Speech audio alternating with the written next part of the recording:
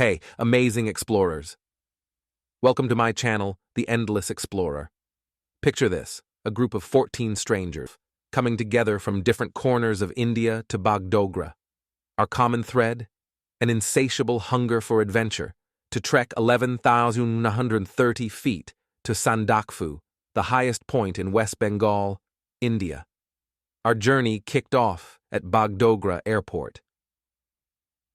Crossing Mirik, a charming town in Darjeeling district, we stumbled upon a warm and inviting tea house. The aroma of home-cooked delights filled the air, tempting our taste buds. Life, my friends, is all about choices. So when I proposed the idea of trekking to Sandakphu, my friends were intrigued. Why not take the easy route, cruising in a Land Rover? Well, my response was clear. I'm an explorer at heart, always drawn to the road less traveled. Charvi's encounter with a cat stole the spotlight. It clung to her like a sidekick, and the bond was so strong, it was like she had a magical aura that animals couldn't resist. We continued our journey towards the India Hikes Seppi base camp.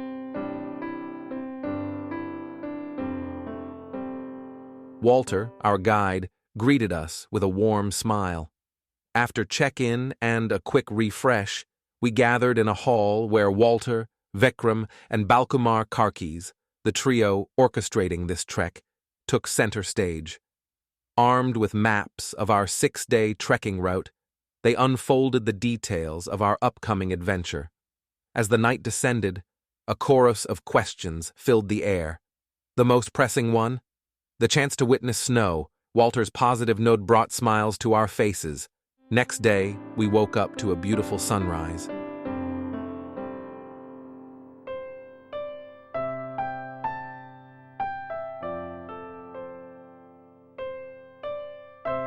The day started with a medical examination. Blood pressure and SpO2 levels were on the agenda. After the checkup, we gathered for breakfast. Next up, packing our kit bags. Each item was meticulously placed, every buckle tightened. Boots fastened, backpacks strapped, and with faces adorned with a mix of determination and curiosity. We huddled together for a group picture before setting off on our much-awaited trek. The trail led us to a quaint bridge over a babbling stream. The gentle rush of water below provided a soothing melody. Moving forward, we reached Ramam village, where we paused for lunch.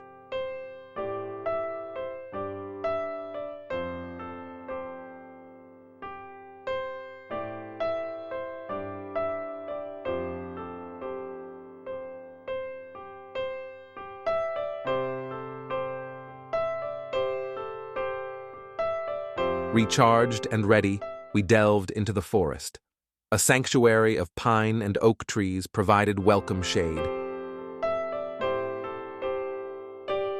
Amidst the rustling leaves, Walter, our guide and master of fun, entertained us with riddles, injecting a delightful element of play into the trek.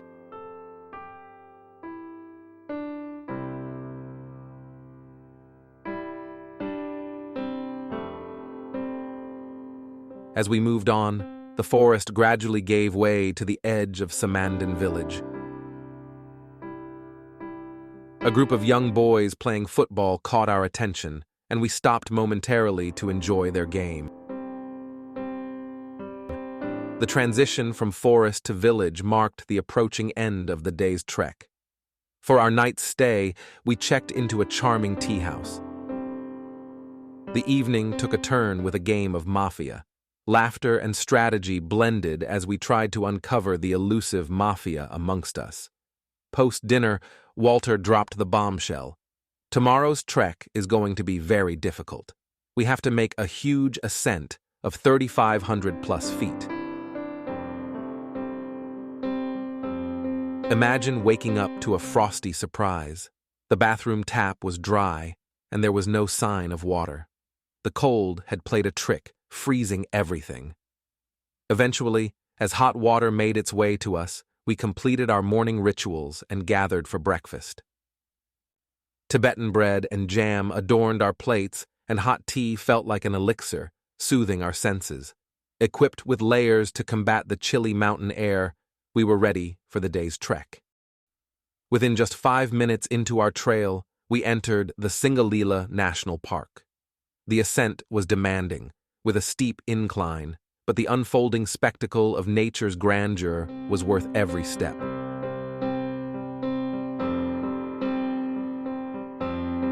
As we continued our ascent, some of our team members decided they needed an extra challenge.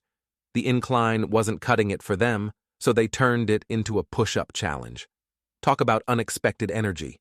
It was both entertaining and uplifting.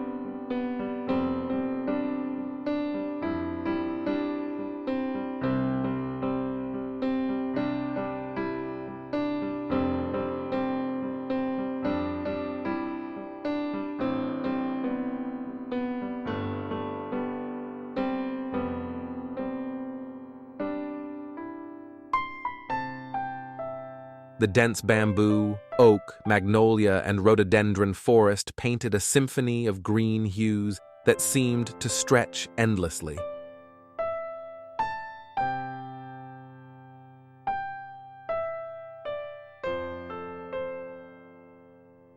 Trekking, for me, is not just about reaching a destination. It's about immersing myself in the unspoiled beauty of nature. The Singalila National Park and its wildlife offered a canvas of wonders: thick forests, open meadows, and a trail along a mountain ridge marking the India-Nepal border.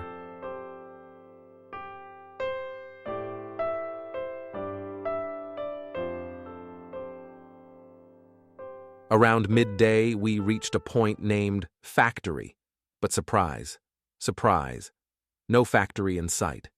Walter explained it was a relic from the British era, a spot named in anticipation of a paper factory that never materialized. 2 mountain dogs joined our trek, adding warmth and companionship. We even shared some food with our new furry friends.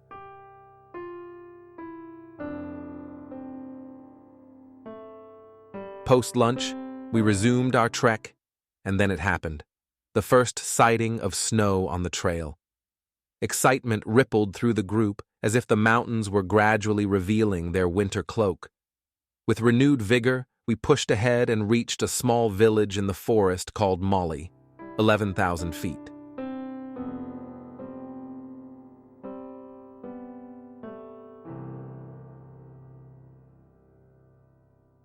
A warm-down exercise provided a soothing respite, and after having hot soup, Walter outlined the next day's plan. A trek along a stony road leading to Falut, the second highest peak in West Bengal at 11,800 feet. And of course, the evening was filled with a spirit of togetherness as we spent the night in tents, a first for many of us. Our day began at the crack of dawn. The mission? Witnessing the sleeping Buddha of the Himalayas. Mount Kanchenjunga, the third highest mountain globally, earns this poetic name due to its resemblance to a reclining figure. The biting cold outside our cozy sleeping bags made getting up a real challenge. A hurried breakfast and a steaming cup of tea provided a brief respite from the chilly mountain air. After an hour-long break in Sabagram, we resumed our hike towards Falut. This leg of the trek presented a stark contrast to the lush trails of the Singalila forest. The change in terrain was striking. With higher altitude, the landscape became rockier, with sparse vegetation. A highlight along this stretch was the sight of border stones demarcating the boundary between India and Nepal. Unlike heavily fenced and guarded international boundaries, this one was entirely open, and we had a blast jumping across the invisible line between the two countries. Initially, we followed the road. As we progressed, the trail diverged, leading us towards barren mounds.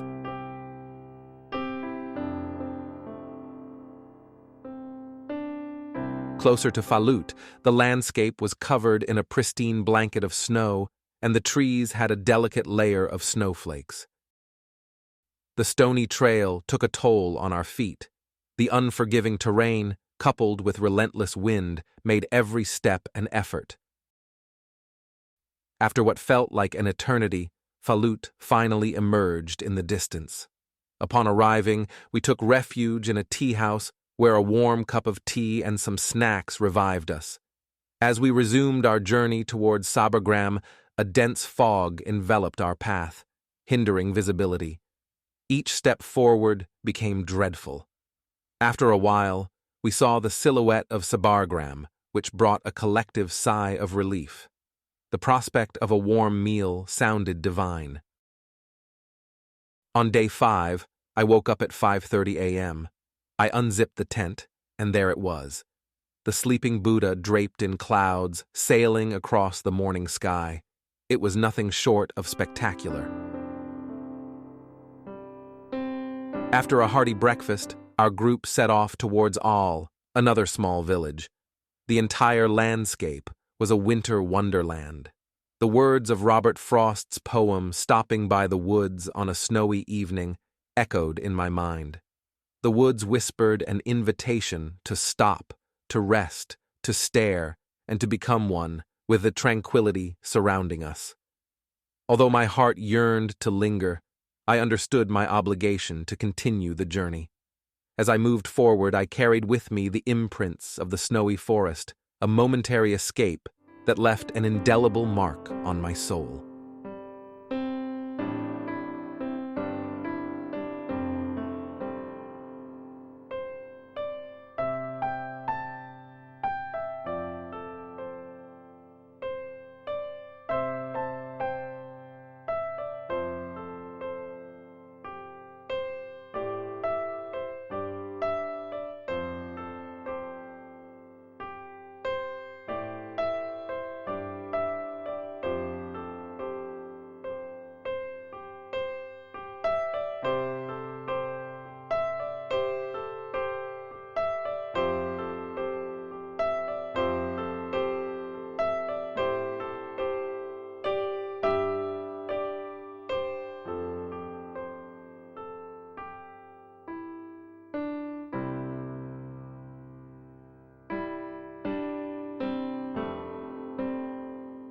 We took an hour-long midday break at a place called Thokum before resuming our hike.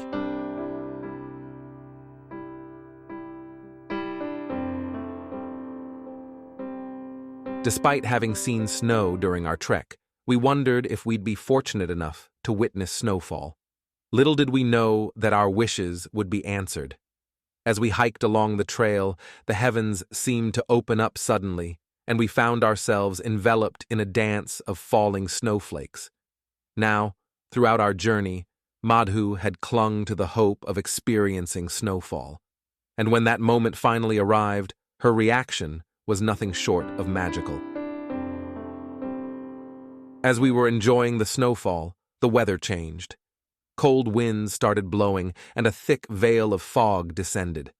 We trudged through the swirling fog and biting cold for an hour until we reached Al, where we retired for the night. Day 6 began with my usual early rise at 5:30 a.m., all pumped up to catch that glorious sunrise. But alas, thick fog and a howling wind played spoilsport, shattering my sunrise dreams. Despite the setback, we rallied together, finished our breakfast, and prepared to set off. However, Walter, our trusty guide, dropped a bombshell. "Guys, the weather is extremely unfavorable. Attempting the ascent to the peak would be risky. I recommend we abandon the plan and head towards Girdum instead." Shock and disappointment washed over us like a tidal wave. The news that we might not be able to reach the peak hit us hard, but in a collective voice, we suggested moving towards the peak with the plan to attempt it if the weather turned favorable or abandon it if not. Surprisingly, Walter agreed, injecting a ray of hope into our deflated spirits. Upon reaching the peak area, Walter carefully inspected the route and gave us a thumbs up. Overjoyed, we started our ascent, every step slow and cautious.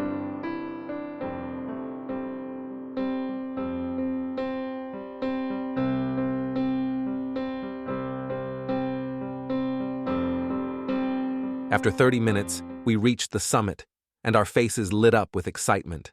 There were dances, jumps, twirls, embraces, a spectacular celebration at the top, and of course, countless pictures to capture the moment.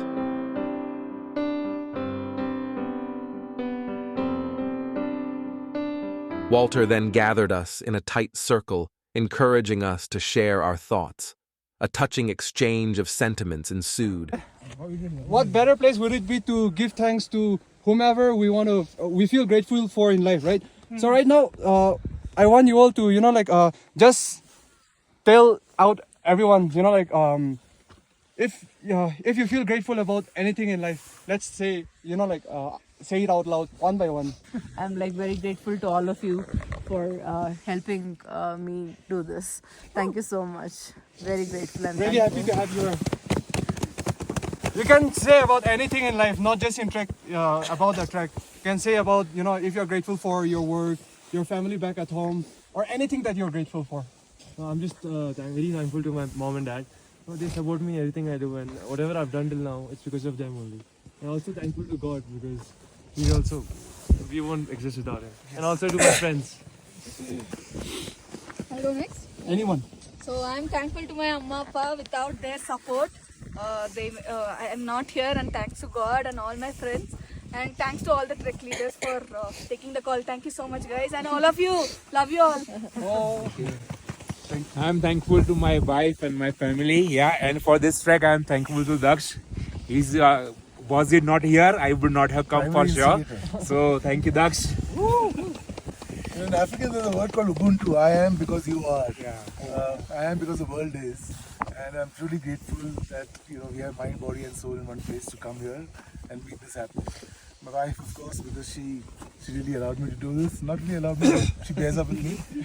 But I'm grateful to my parents for, because they sponsored this trip, I'm here now. Also, I'm very happy that all of us are in good condition. No one is sick, nothing. Yeah. So, just want to thank God for that. yeah. I'm thankful to my mom. She never got to have these experiences, and to let me come here solo at a young age, I'm sure it's not easy for her. So I'm really grateful that she's supporting me and pushing me to do all of these things. Nice. I didn't thank my husband and my daughter. Selfish of me, but he's very supportive, and he always gives me strength. And my daughter is my biggest strength. Thank you for both of them for making this happen. Yeah, I'm thankful for my parents, my wife. I miss my son. I'm also thankful to Pratik. Even I couldn't have done without you. And also all of you, because all of you have given me the strength to reach here. Walter, Vikramda, Bikeda. Thank you, everyone. So I thank my family, friends, and the entire team with me for making it a big success. Thank you. Today I'm thankful to my wife most, because one moment of time I was thinking to drop off this plan because I had only 10 days to make the preparation, but she encouraged me, so I'm very much thankful to her, as well as my parents. They also supported me, and all the team members, very cooperative, and because of them I'm here. So thanks to all you buddies. I'm thankful to my family, my girlfriend, now fiance, and to all of you guys, especially the trek leaders, for getting us safely here. Hopefully we'll be back safe too. I'm thankful for my parents and my friends who actually supported me in every way. And for this trek, I'm grateful and I'm thankful for all of you that supported me here, and especially all the trek leaders, Vikramda, Bikeda, and Walter. Thank you. I'm thankful to my parents and my girlfriend for supporting me on this trek, and I'm also thankful to my friends who didn't support me on this trek, so I got that motivation to show it to them. So really thankful to them as well, and all of you guys, you have been great company. Thank you. I'm thankful for my wife to following me to do this, and all the track leaders, and now for everyone. Awesome. Thanks God कि पूरा team अच्छे से success हुआ. मतलब track पूरा किसी को कुछ नहीं हुआ, सक्सेसफुल हुआ, अच्छा तरह से ट्रैक कर पाया। थैंक यू, और पूरा टीम को थैंक यू बोलना चाहता हूँ। First of all, thanks to God for a beautiful weather over here, and we are grateful towards everyone. Grateful having lots of great people over here. Okay. And finally, thankful to Vikram for giving me the yak meat. I'm thankful that we all woke up this morning healthy and in good health, and also thanks that a life was brought into this earth today. Yeah. Our Ma'am Puja. That's it. Thank you. Oh, there's one more. We should thank the dogs Yes. for coming Yes. all the way with us up Yes. here and not ditching us halfway. Whitey and Brownie. After spending an hour at the summit, we began our descent.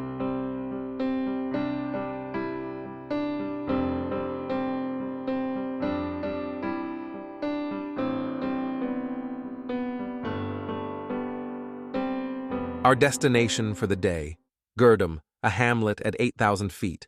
The trail ahead was a steep decline of 3,500 feet, testing our endurance and causing considerable strain on our knees.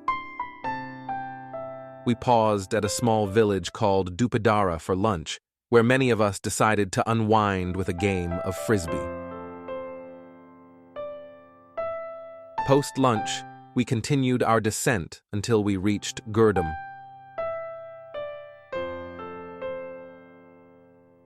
When it came to selecting an agency for the Sandakphu trek, I went with India Hikes.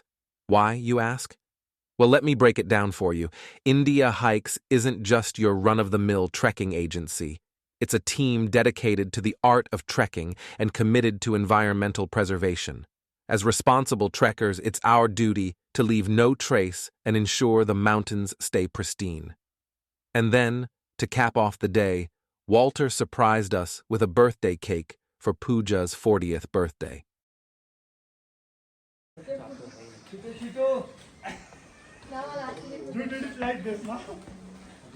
You're so excited, leaving.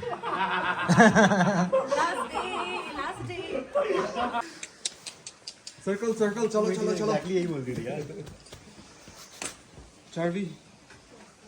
Good morning, everyone. Good morning. कैसे हो सब लोग? Very nice. You had your breakfast? Yes. Properly? How was it? Very good. Good. How was your stay here?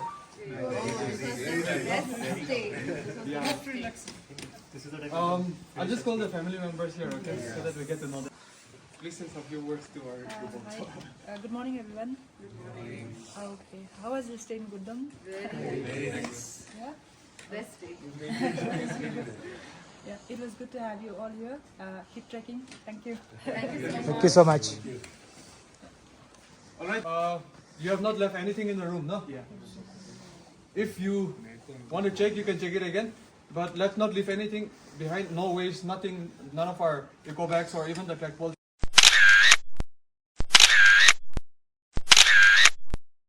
Today marked the last day of our Sandakphu trek, and oh, the mixed emotions are real. We've packed our souvenirs from the tea shop, and as we started our final descent back to Seppi, there's this bittersweet realization sinking in.